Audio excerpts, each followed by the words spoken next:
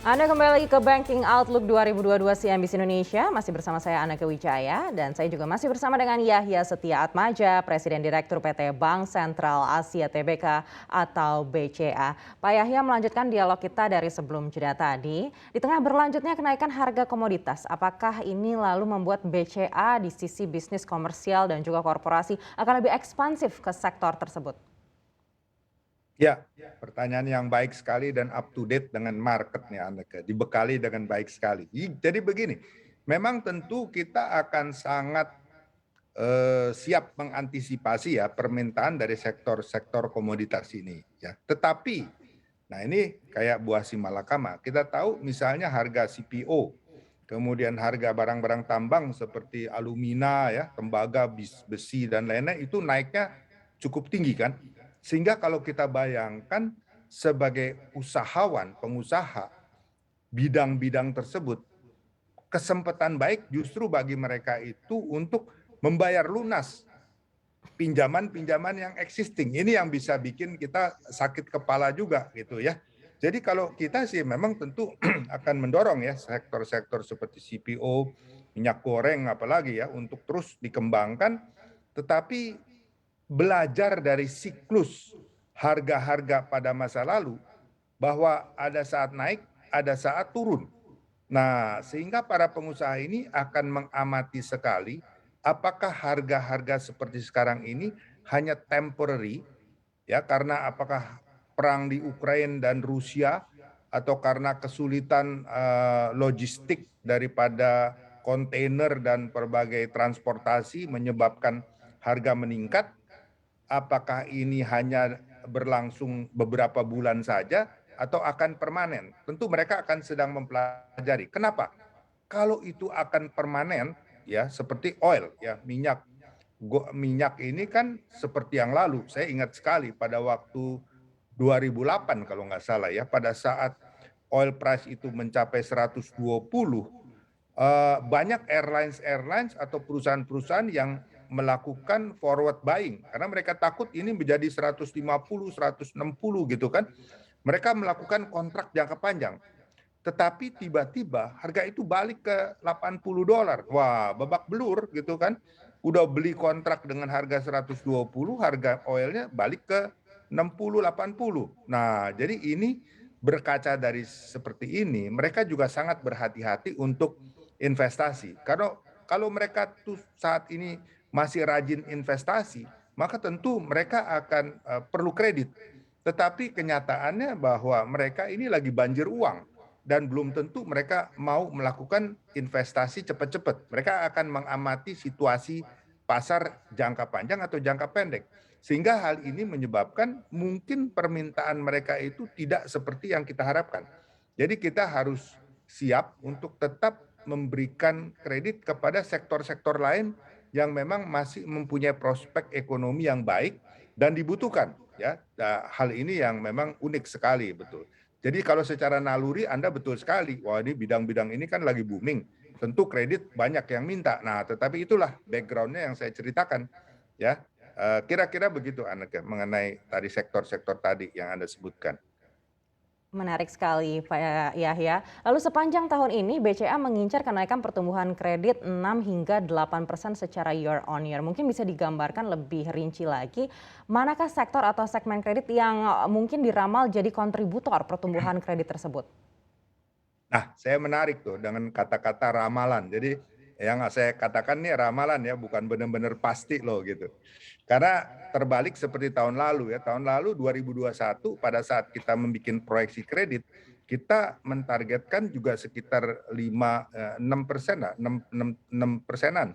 Tapi kenyataan ya kita bersyukur kita bisa growth kredit 8,2, relatif lebih besar dari industri gitu ya. Jadi memang kita akan meramal, tanda petik saya ulangi kata-kata Anda tadi, untuk bisa sekitar range 6,8 lagi dengan memperhitungkan bahwa mobilitas masyarakat sudah akan mulai balik normal. Kita bersyukur dengan COVID yang sudah sangat terkendali. Dari pemerintah juga akan memberikan tindakan-tindakan yang lebih membuka tourism seperti di Bali dan kesempatan untuk mobilitas masyarakat kelihatannya sudah siap untuk dibuka kembali ya kepada endemi, persiapan dari pemerintah seperti itu. Saya pikir ini positif side-nya.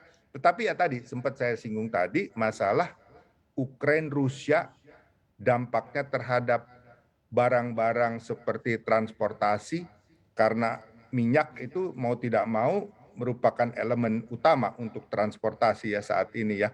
Dan kalau bisa kita lihat seperti sekarang ya, import kedelai, gandum, banyak material-material yang menjadi basic necessities itu mengalami kenaikan. Nah ini kan akan mempres bisnis ya.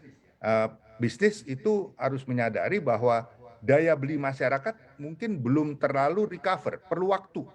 Ya, kita sadar ini perlu waktu di mana daya beli masyarakat kita akan kembali normal. Ya, nah pada saat ini kan harga-harga juga mereka nggak sembarangan bisa naikkan, karena kalau dinaikkan pembelinya berkurang juga tentu secara hitung-hitungan bisnis tidak memungkinkan.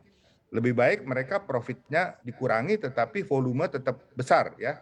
Nah itu kita harapkan. Berarti margin-marginnya juga akan terdesak ya. Nah sebab itu saya pikir banyak industri-industri yang punya potensi bagus, tetapi kita harus sadari juga bahwa mereka itu akan sangat berhati-hati dalam menjalankan ekspansi usahanya ya. Kalau nanti mungkin ditanyakan industri-industri yang mungkin favorit kita atau yang kita ramalkan akan baik, ya kita harapkan memang dari sektor korporasi, karena bagaimanapun korporasi ini motor dari keseluruhan ekonomi. Kalau korporasinya melempem, ini juga nggak akan mengalir ke bawah. Ini kan seperti hulu sungai. Ya, hulu sungai itu kan di mana sumber air dari situ.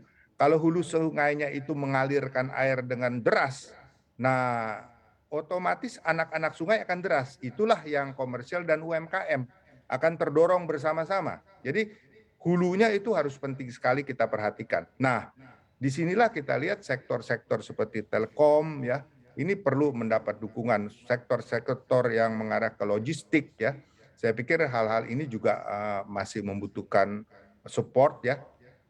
Dan tentu tadi ya sektor-sektor seperti apa namanya seperti CPO dan beberapa sektor lain yang memang selama ini membutuhkan suatu modal kerja dan investasi yang besar, tentu akan mulai terus kita perhatikan. Di samping tentunya kita mengharapkan proyek-proyek infrastruktur dari pemerintah maupun swasta ya, ini akan bergulir kembali. Ini perannya besar ya, karena infrastruktur ini adalah suatu supporting backbone daripada industri. Ya, kalau infrastruktur ini terus berjalan dan fasilitas lebih baik, tentu pada saat-saat dibutuhkan ini akan betul-betul memperlancar logistik transportasi sehingga bisa memurahkan atau mengurangi biaya-biaya daripada kalau dia kena macet. Dan kita juga mengharapkan menjelang Lebaran, kita harapkan perang Rusia Ukraina ini tidak berkelanjutan jangka waktu panjang ya, Baik, sehingga pada saat momentum Lebaran kita bisa memanfaatkan dengan secara baik ya untuk memberikan layanan kredit untuk komersial, baik. UMKM dan lain-lain di samping konsumen. Terima kasih. Baik, Pak Yahya, kalau menurut BCA, apakah tahun ini persoalan restrukturisasi kredit ini masih akan menjadi tantangan bagi perbankan? Lalu bagaimana masa depan bisnis perbankan kalau kita menyambut kepemimpinan OJK yang baru? Pertama ya mengenai LAR ya, saya pikir LAR ini ya tidak bisa disamaratakan. Tentu setiap perusahaan baik korporasi, komersial, SMI maupun apa namanya konsumen mempunyai karakteristik dan berbeda, background berbeda, dan mereka itu akan ada yang bisa terus menjadi lebih baik sehingga LAR-nya ini akan menghilang menjadi current lagi, menjadi lancar. Tetapi ya mungkin ada saja yang akan terus terpuruk, dan meskipun kita terus bisa mendukung, menopang ya, tetap akan mengalami kesulitan-kesulitan ya. Nah ini yang harus kita persiapkan. Memang secara tren ya kita lihat di BCA sendiri dari 18,8 turun ke 14% posisi LAR ya. Tetapi masih ada waktu-waktu ke depan di mana masalah baru, yaitu yang dulu kita tidak harapkan seperti adanya perang Ukraina dengan Rusia ini yang menyebabkan harga-harga meningkat cukup tinggi ya. Ini pun harus kita melihat dampak ekonominya terhadap perusahaan-perusahaan corporate, komersial maupun SMB, sehingga apakah ini bisa mengurangi LAR, ya itu yang kita harapkan tentunya ya, atau memang akan konstan LAR-nya atau bagaimana ya. Ini jujur aja kembali ramalan, karena susah sekali untuk memprediksi satu persatu performance daripada perusahaan ataupun nasabah-nasabah ya. Saya pikir inilah ada problem yang semua bank akan hadapi, tetapi tentu kita intinya akan terus mensupport agar teman-teman bisnismen kita yang memang mengalami kesulitan itu bisa kembali berbisnis lagi. Tentu ini sangat kita harapkan ya. Tentu kalau tentang OJK yang baru ya kita akan tunggu saja, nanti tentu tim baru akan perlu mempelajari situasi keadaan dan kita harapkan keadaan yang sudah baik ini bisa terus terjaga sehingga kekompakan regulator terus terjaga dan perbankan ya tentu akan bisa lebih baik kinerjanya kalau memang didukung oleh regulator dengan full. Terima kasih Anneke. Baik, jawaban yang luar biasa. Sekali lagi terima kasih Pak Yahya Setia Atmaja sudah bersama kami di Banking Outlook 2022. Untuk mengetahui informasi lebih lengkap dan berita terkait, silakan klik link di deskripsi. Dan jangan lupa untuk install aplikasi CNBC Indonesia yang tersedia di App Store dan Play Store. Dan jangan lupa subscribe ya.